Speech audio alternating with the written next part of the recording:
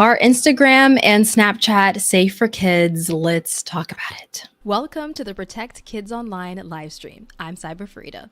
I have a background in cybersecurity awareness, threat intelligence, online gaming, and other nerdy stuff. I've taken my gaming experiences and professional background to help parents like you protect their children online. I'm known as an award-winning Forbes 30 Under 30 internet safety expert, and I've been in some places on the internet and beyond that you may recognize. So, without further ado, let's talk. 3, 2, 1. I came across this video from Gary Vee like a couple of months ago where he was debating with another parent on if Instagram and Snapchat are truly safe for kids. And I believe I watched like half of the video and I didn't watch the full one, but I wanted to watch it with you and discuss whether or not the platforms are safe for kids. Again, like spoiler alert, there's English. It's going to depend on your child. It's going to depend on their age. It's going to depend on their maturity levels. It depends on how much you know about security and safety, the settings that they have available, how to protect them. There's so much that goes into protecting your kids on Snapchat and Instagram. Each platform has its pros and cons. I am going to say what I feel before we even get into the video, just so that we can just get it. We can have this out here, right? Snapchat it's better for a more mature child. I would say 16. Similar to like TikTok, I would say 16 is like the base age for Snapchat and for TikTok. Instagram, I would say 16 as well. 14, 16 is pretty good between the ages of 14 and 16 for most teens. But you still have to be careful, and you never have to let your kids on social media at all, like period. It doesn't have to be a thing. So anyways, let's see what Gary Vee and this mother said about Snapchat and Instagram, because I think it's an important conversation. And I'm going to pause throughout the video because, sometimes pausing is necessary. So let's watch. Oh, Andy was excited about your Snapchat yes, question. They have 2 teenage kids on Snapchat and everything. And it's such a great platform, but it's such a bad platform, don't you think? I mean, well, how old are your kids, and why do you think it's bad? Yeah. Okay, 15, 17. Okay. And Snapchat disappears, right? Right. So, well, 15 and 17 is a little bit older for the 17-year-old, so it's a little bit different. But if your child is like 15 years old, then it really depends on the child. so these kids are growing up in a society of sending things out and everything disappearing, and they have no that is true. Accountability for anything that they're doing. Well, Michelle, let's talk about this. You and I grew up in a world where everything we did disappeared. There was no documentation. Correct. He's right. You went on your phone, it wasn't as instantaneous as this is. Sure, it was. No, yours was instantaneous too. When you went in your room, locked your door, and called your girlfriend on the phone and said unless someone was listening on the other line, right? It would disappear. Nobody, as a matter of fact, it never had the chance of appearing. Everything was disappearing in the way that we grew up, right? True, but I think this is more dangerous. Well, tell me why it's more dangerous. The parent, let me know in the comments what you think, but the woman on the phone does have a point in terms of it being a little bit more dangerous. The reason being is because your child can contact anybody online. So it's not just like a one-to-one phone conversation with somebody. Now, your child could have met them at school, or it was someone where they're like hanging out at the mall or whatever it is. They may have not known that person, but the impact of having your kids on social media where they can contact anybody at any time is different than the phone. Let me know what you think. Well, because I think that they don't understand at their age everything that they're doing. I mean, are you talking about well, let's define it. Are you talking about sending each other nude pictures? Yes. Okay, absolutely. That's huge. That's fine, but I think where you have to take this is, where does that all go?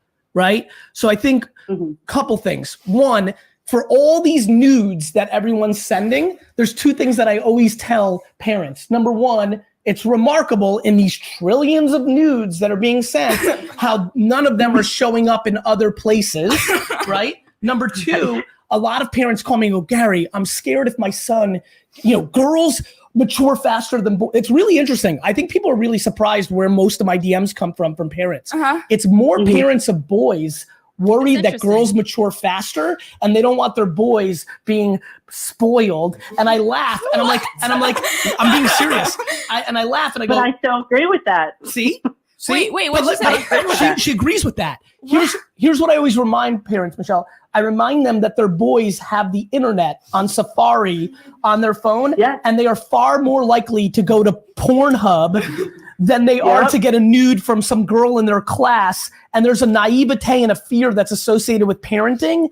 I mean, look, Michelle, your brothers, if you had them, or your friends in your class, they went to 7-Eleven and stole Playboys. Like, boys will be boys at some level. Like, maturity is going to happen. 15 and 17-year-olds are going to live through their thing. I think we as parents fear new technologies without fully going through them in like what's actually happening. Because again, our generation, we're renting VHSs from the video store and waiting for parents to leave to watch like a porn. Like, there's just this extreme like demonization of new technologies while humans are still acting the same. Yeah, I will say that he has a point in terms of the new technologies. This is why I always say to parents, if you're watching this, that never feel like, oh, I'm not tech savvy enough, or like I don't know enough about Instagram or TikTok, or I feel like I have to be like caught up in everything in order to protect my kids online. You have technology, or you have moments, or you have experiences that you grew up with as a kid, whether it is that happened when you're in college or you're in high school, or let's say you never grew up with any technology. Let's just say that you happen to just never grow up with technology because it was before your time, or it was, I don't know, that I've talked to people with backgrounds who the technology just was not a part of their life, even though it was coming out as they're in high school or college.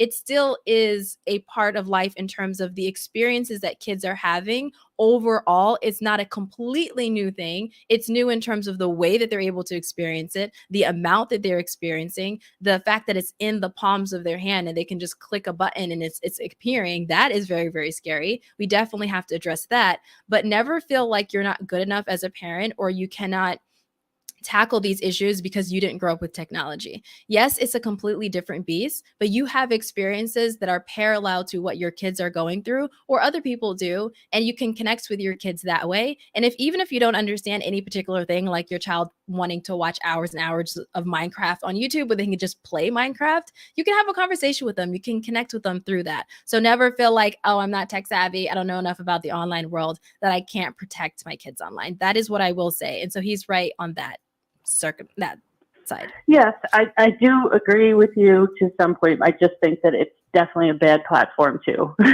Yeah, but I think you haven't. But you haven't given the I want to agree with you if you would give me something that is tangible. Saying that 15 and 17-year-olds don't fully understand is a universal statement. Okay. You and I at 15 to 17 didn't understand. Here's another one. Give me. A friend of mine's son posted a picture of a handgun, but it was really just an airsoft gun. Okay. And he got suspended from school. Okay. No tolerance. Yeah, but like, to me, he didn't realize what he was doing. He thought he was being cool. I got it, but couple things. But let's talk about being suspended from school first. Let's actually like play it out. How devastating or upsetting is that in the macro? For me, it's a non-event in actual life. It may be embarrassing for the mom to have to explain that to the other moms, but in the scheme of human life, being suspended from school feels awfully minor. And I can tell you 87 different stories. In my school, there was something called pantsing. There was a very big thing that happened in junior. Before I forget this thought, like if your child is of a certain demographic, like if you're a person of color, if you're a black parent and you have a black child, or you're a parent who's not black and you just happen to have a black child, it's going to be a little bit different. Like that experience of posting something like that online is going to be different than someone else posting that online. So that's something you can talk to your kids about, where for one child, they may do that and they just get suspended from school. And it may be like a minor thing in the grand scheme of things. I don't completely disagree with him in terms of that particular thing, and that particular incident may be very minor, because there's a lot of factors that can go into whether that's minor or major. But overall, that's not the worst thing that could ever happen in the world. However, if your child is continuously displaying that type of behavior online, that means that they're under the influence of somebody or something or some group or whatever they're watching or experiencing that will lead to other things down the road. And you want to stop that before it happens. And of course, there's many circumstances where just not every kid can do that, and it just turns into, oh, you were suspended from school. It could be like, yeah, you're in juvenile detention, or yeah, there's something major can happen to you and your family. You could be separated from your family. Many horrible things can happen. So talking to your kids about what they do online has impacts beyond is really important, and not just saying suspended from school, because I believe most teens will not give whatever about being suspended from school. And in the grand scheme of things, can they still be successful in college or in their career or their business or whatever it is beyond? Absolutely. So long as that doesn't become a pattern and they're doing something to change their life around. But yeah, I mean, there's a lot of nuance with the conversation. Year of my high school. Here's what it was about. You would, and people are laughing, so I guess it was universal, not just in Jersey in the 90s. Pantsing in my high school was you would walk in the halls and people would try to pull down your entire pants. Oh my God. Multiple kids. Still do it. Great. So Yeah, multiple kids do. in my school got suspended for pulling the pants down of both boys and girls. Literally walking through my high school, I would see naked kids because somebody was behind them, and literally not only, and if you were really good at it, you could also get the underwear, which was extremely, I'm being dead serious. So I don't know. I don't want to call out their names because a lot of people watch this shit now, but like people got suspended in my school for pantsing a girl in the middle of the whole school. That's also embarrassing. That wasn't Snapchat. I mean, that's Snapchat's assault, not dangerous. Kids are doing dumb shit from 13 to 20 because that's the evolution of a human. That's where I would go with it. I don't think Snapchat is the problem in the scenario of kid putting up, a foam gun. I think kids do dumb shit and they play out digitally or in real life. I would ask parents across America, well, before we see what he would ask or hear what he would ask, I would say he has a point.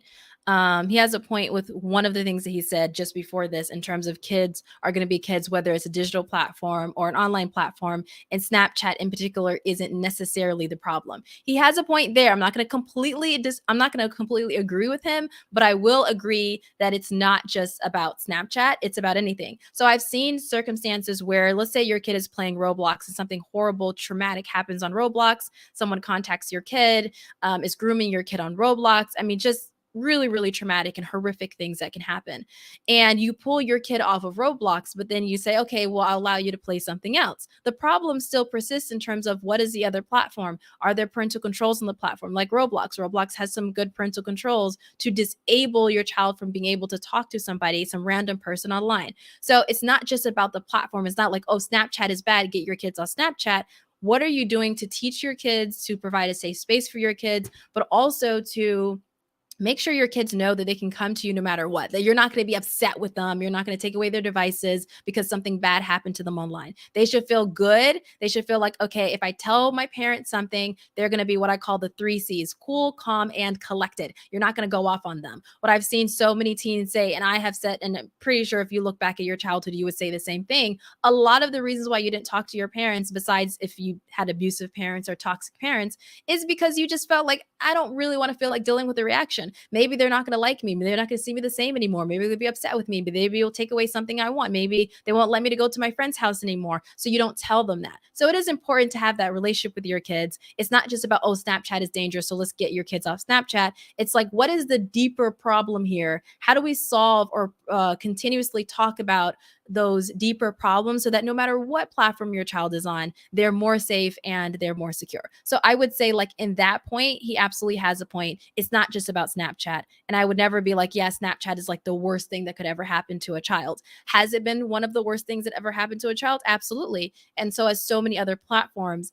But I will say that I wouldn't recommend Snapchat for a child. Obviously, I would more mature platform. Foam gun on Snapchat, by the way, in today's environment, so I have empathy. Or boy pulling down girl's pants, catches underwear, and she's naked in front of the entire school. Both feel pretty difficult to be palpable. What I'm saying is, you know how much dumb shit assault. Kids are doing in real life, and you have no idea they're doing it because it's not being documented? I'll never say not my kid either, because you just never know. It could be my kid tomorrow.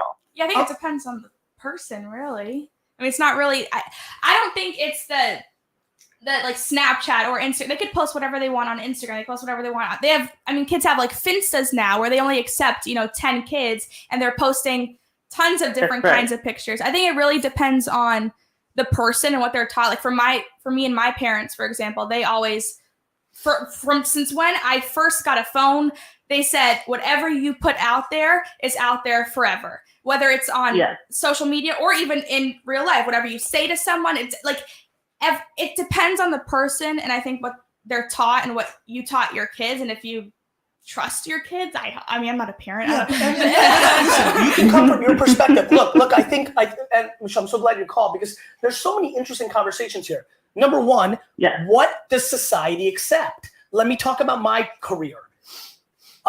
In 2009, 9 years ago, I started putting out business videos on the internet.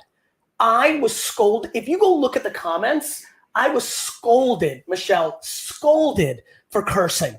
Like it was completely unacceptable in so many people's eyes. Now it is just so much more minor to most people's eyes than it was just 10 years ago.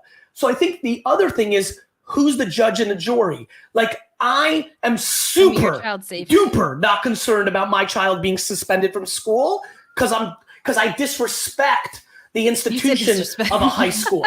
And I think things evolve. I think the question is intent and who's the kid really in the scheme of things. Because I think this, Michelle, I think you and I can both agree, both of us did some dumb shit in high school. Absolutely. Sure. Yeah. Everybody does. And if they say that they didn't, they're lying. That's exactly right. So I think what parents have to reconcile, I think most parents are actually more worried about the judgment of other parents because they know their kid and they know if they're a good kid or a troubled kid, one way or the other, of how it all plays out. Do you know what I mean? I mean, there's some valid concerns. Because I tell my kids, I don't care what everybody else thinks. I only care about you two and what I think. I really don't care about other people's judgment, but I'm just saying as kids too, and a society, they're being looked at. I mean, girls send nude photos. It's like someone pulling down it's not the same as someone pulling down your pants, but you're allowing yourself to show the world everything. Listen, and I get that. And listen, no parent wants to have the visual of their young daughter sending nude photos to somebody else. I have unbelievable amounts of empathy for that. I think what I'm most fascinated by, and this is super philosophical, which I think is always dangerous because when these things become real to people, they're like, that's cute, Gary, that you're talking about empowerment in an 80-year window around how social media plays out. I now have today a 17-year-old girl and I'm worried about this. So first, I made a rule a long time ago about like getting into people's business, not their marriages, not the way they raise children. Absolutely. But I will say this, demonizing platforms that are exposing you, not changing you, is something I think parents need to be more thoughtful of in 2018. Oh, this right? is Because it's not Snapchat. No, it's not Snapchat. It's just the platform that they're using to do these things. That's right. But then the question is why? The question is why are they doing these things? For example, I ripped apart a mother popularity. Yeah, well, or something else. I ripped apart a mother privately who I'm an acquaintance with, who got very upset about my points of view on social media and things of that nature. And I was eating it, but I was sitting on something, and just to like play it out, basically I told her in not so many words, maybe if you didn't keep telling your daughter when she was 8, 9, 13, and 14 to get skinnier, maybe she would have better self-body image and maybe she wouldn't have played out that way. So parents love to blame social media and they love to blame other kids, but they're not paying attention when they snap at their daughter when they're 11 and they're eating a cupcake and they're reinforcing to their daughter that mother has judgment on that girl's body type.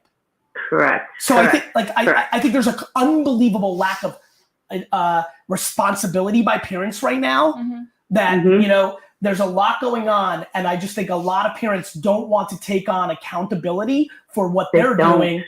Right? Michelle, you know this, you're in the trenches. They don't. They absolutely don't want to take on accountability and they turn the other eye. That's right. The other way. Social media has been the current punching bag of parents who don't want to take accountability for the fact that they did not raise their kids with enough self-esteem to be able to navigate in today's world. Speaking of self-esteem, he did do a video. I can't remember how long ago, but I'm going to play it after this around the best way to protect your kids online. And that's what he mentioned, self-esteem. So we'll watch the video after this.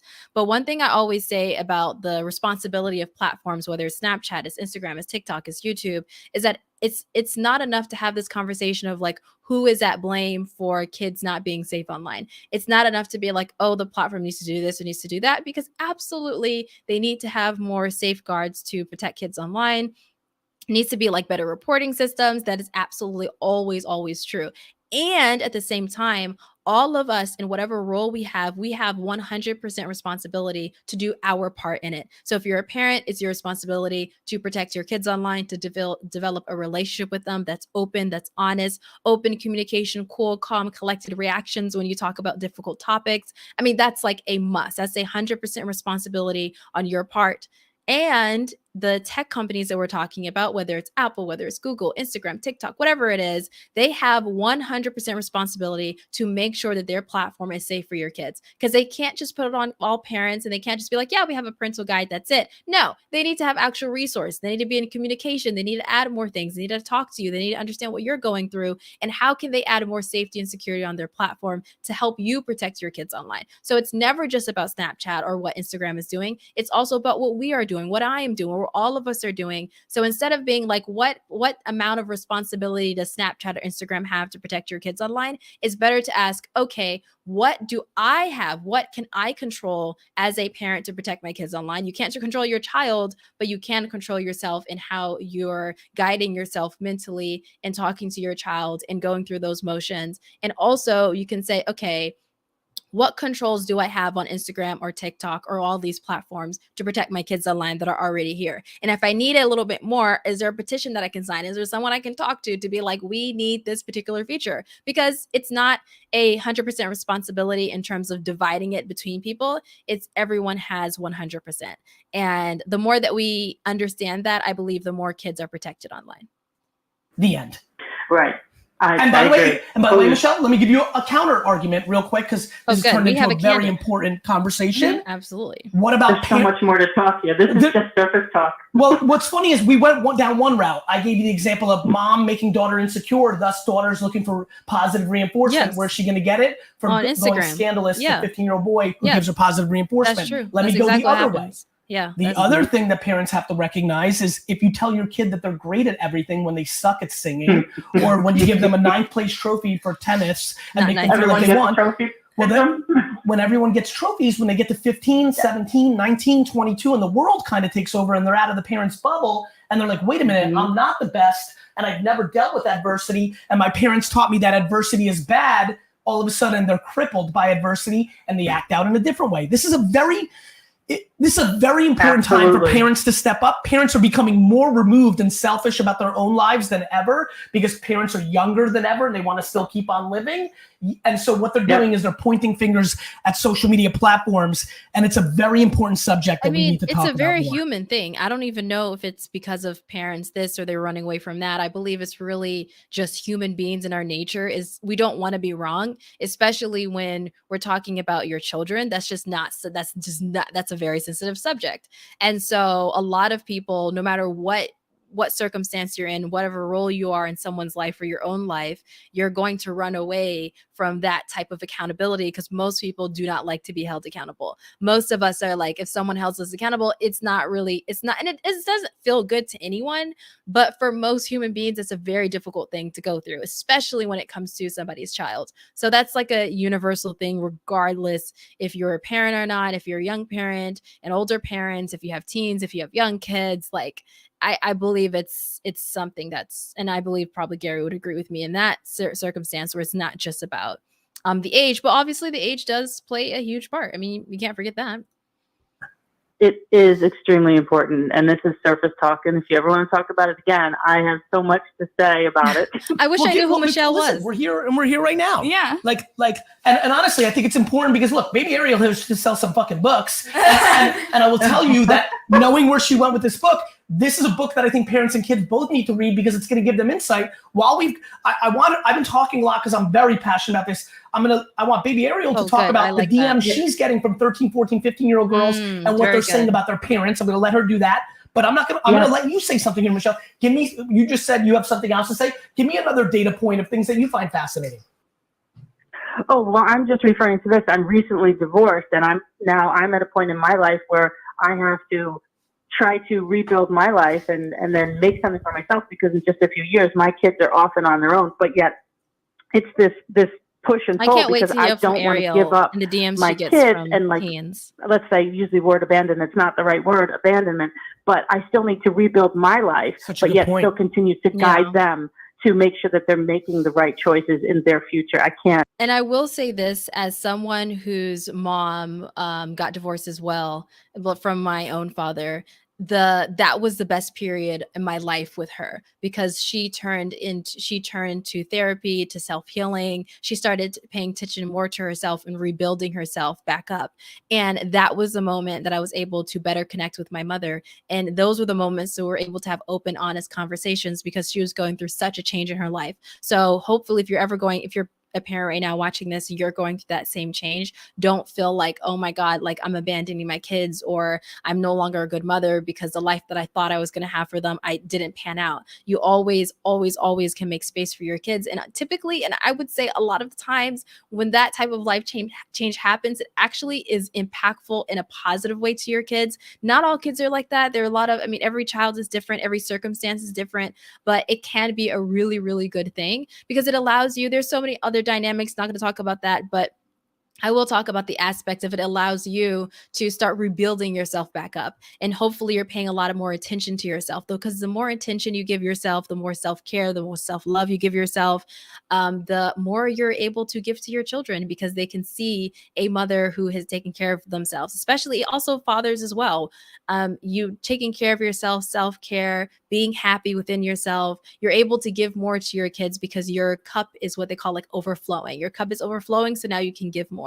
If your cup is drought, is dehydrated, is lacking, to give to someone is like you're killing yourself. And so if you really want to protect your kids online, you must take care of yourself, because if you don't take care of yourself, it's harder to have those open, honest, non-judgmental conversations with your kids. Your triggers will be like, you'd be quick to get triggered around something they say or do, or something that worries you. So it is very important to never feel like, if I'm going through some big transition, especially something like divorce, that you're abandoning your kids, or that your kids will no longer have their parents. So I wanted to say that. And I'm happy that Michelle talked about this. I would love to like talk to Michelle. Like, Michelle, if you ever, for whatever reason, see this video, I would love to have a chat with you. This would be really cool. Just walk away, but there's got to be a balance there. That's such a good point, between what you have to do professionally, the fact that you have to now play in a new personal environment, and you need to be happy before you can bring any happiness to your kids. To your point, all of these things are so circumstantial. I love when people like point at other people and say they wish they were them, and I'm like, yeah, but tomorrow that person could become terminally ill.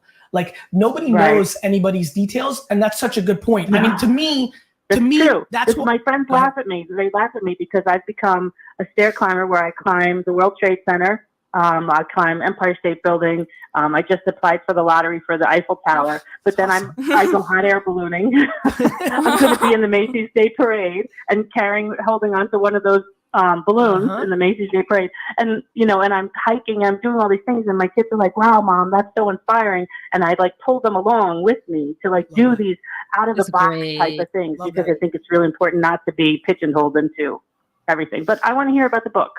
Yeah, let's hear about that.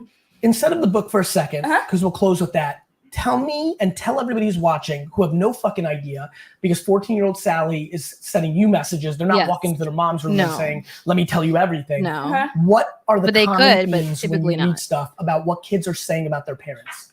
It's a lot of, I think right now kids, a lot of pressure that they're getting from their parents, to a lot of comparing their kids to other children based on what they see. I think parents are now on social media more, and they see other kids. They go on Facebook and they see Stacy's kid and this person's kid, and a lot of comparisons between, okay, why aren't you more like this person. And for this kid, they being not comfortable with themselves, they go on social media and to find this, you know, their comfort, which I don't think is right. And they compare themselves again to another kid. They compare themselves to every social media, every magazine model, every single person on social media. And they're already getting that pressure from their parents, and they're already getting the comparison from their parents. And now they're doing it to themselves, which I don't think is right, of course. I think to go on social media, one thing I learned is you have to be comfortable with yourself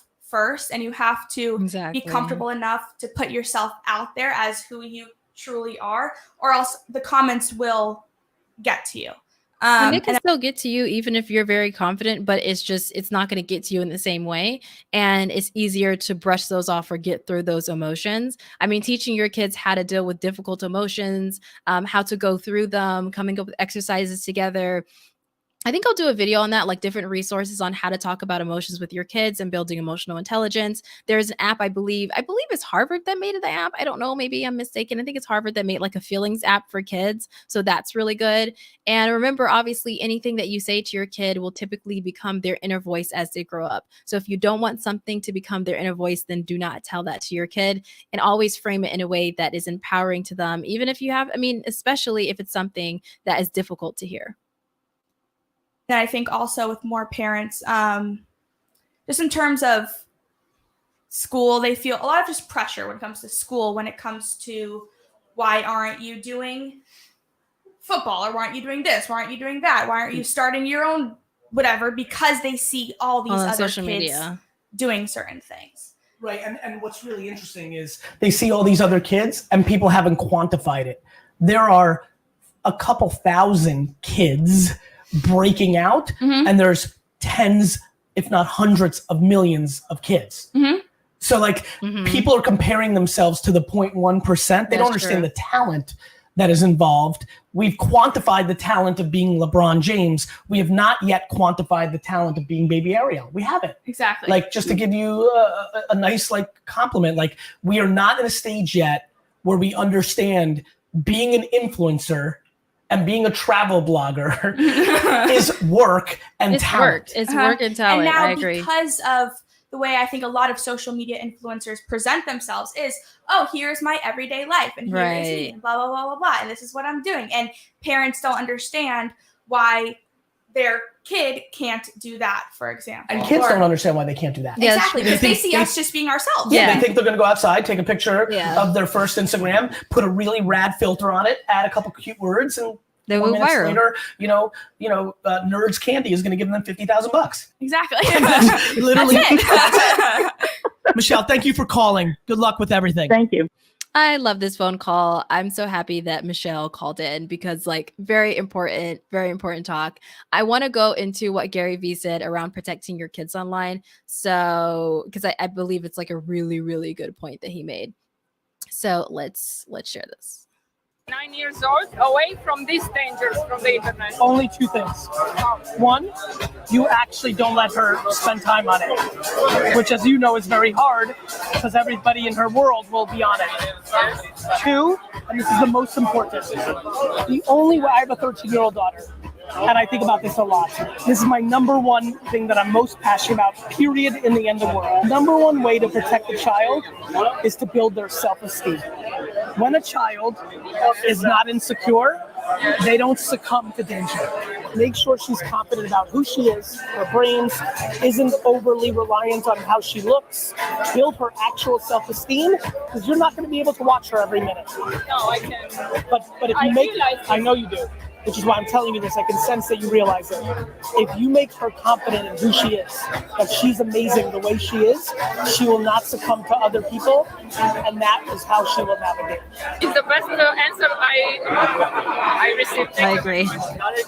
I agree. I love that video from Gary. How can I keep my daughter 9 years old on Instagram was it, when did I react to? A long time ago. But anyways, really love the video because self-esteem and self-confidence and being able to talk to your kids, open, honest communication was the best way, honestly, the foundation of protecting your kids online. Like if we were to move, I mean, just take out parental controls and parental monitoring from the conversation, being able to have that with your kid is a huge privilege and is amazing and is the foundation to protect your kids online. No parental control, no parental monitoring could ever measure up to it. However, parental controls they have a place in protecting your kids online. And if you're going to let your kids on these social media platforms and online gaming platforms, especially if they're on the younger end between 13 and 14, they're not as mature. You want to have these controls, these settings, these features in place to protect their environment that they're already in. So that is very, very important. I love that video from Gary Vee. I love this conversation, this debate that he had with Michelle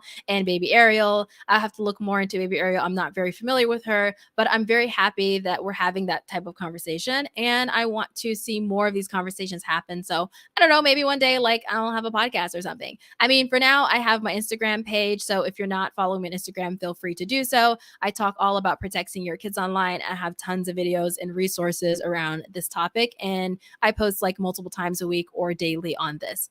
And then I did a video on how to protect your kids on Snapchat. I don't know, when did I do this video? This video was like October 2022. But if you scroll down to the bottom, you will see some resources that I made to help you protect your kids online. So if you go to my channel, make sure you're subscribed. All I talk about is protecting your kids online. You can go to this video. It's one of my, I don't know if it's, yeah, I think it's on the front page of my YouTube channel. And if you scroll down to the bottom, you'll see all of these guides. The parental guide, you'll see education center, privacy centers, staying safe online, and a third-party guide to protecting your kids on Snapchat. Also, Instagram has a guide to helping your teen navigate Instagram safely. And so you can check out this guide as well. And this gives you all of the things that you can do as a parent to protect your kids on Instagram. And they have a lot of awesome resources. So certain announcements and articles. They also have a guide on how to talk to your teen about Instagram, a parent's guide. And let me give you all of these links here. So even if you're watching the replay, you can have this. Also, Common Sense Media has a ultimate guide to protect your kids on Instagram. They also have one on how to protect your kids on Snapchat. So if I find that one, I will send it to you. But those are like examples of ways that you can protect your kids online. I am going to share this how to protect your kids on Snapchat. This video is a very thorough video. It's like I went through all of the steps that you want to take to protect your kids online. So that is the Snapchat video. And then if you want to see the Gary Vee video to share it with your friends and family, this is the Gary Vee video. I think that's the Gary Vee video. HP. Yeah, that's the Gary Vee video that we talked about when he talked about self-esteem is the best way to protect your kids online. And then there's a parental guide to protect your kids online from Instagram. I'm linking that in the chat as well. So even if you're watching the replay, you can have it, because I don't want you to be watching the replay and then I forget to add it to the description, because sometimes I forget. Like you do these things and then you forget. And then Common Sense Media has a guide as well. And they have a Snapchat guide too. But I suggest checking out my YouTube video. The first thing that I put right here, this comment right here. That is the video I did on how to protect your kids on Snapchat. So I appreciate you so much for sticking with me, for watching this video, for having this conversation. For anyone who's watching the replay and you were not here live and you could not get your questions in, then feel free to put it in the comments below, because it doesn't really matter. I keep my lives open, whether you join live or you join in the replay, it does not matter. So long as you get the information, and you can always ask your questions in the comments. I check my comments, and when I see something that I can answer, I answer it. Until further ado. No, that's not. This is the blooper section. But anyways, if you're a parent and you're watching this and you want to protect your kids online, make sure that you're subscribed to my YouTube channel, because this is all we talk about: how to protect your kids online. Have an amazing day. Until next time. Bye.